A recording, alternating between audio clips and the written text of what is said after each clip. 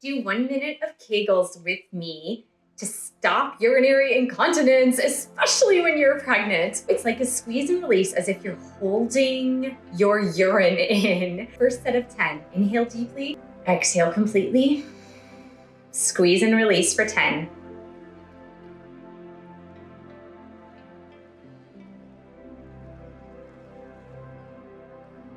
Inhale deeply, exhale completely, squeeze and release for 10.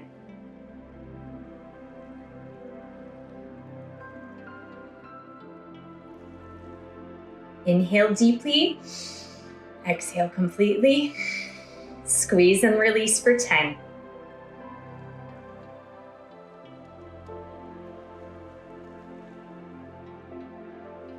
Do this every day for a healthy perineum. Subscribe below to my YouTube channel for more videos.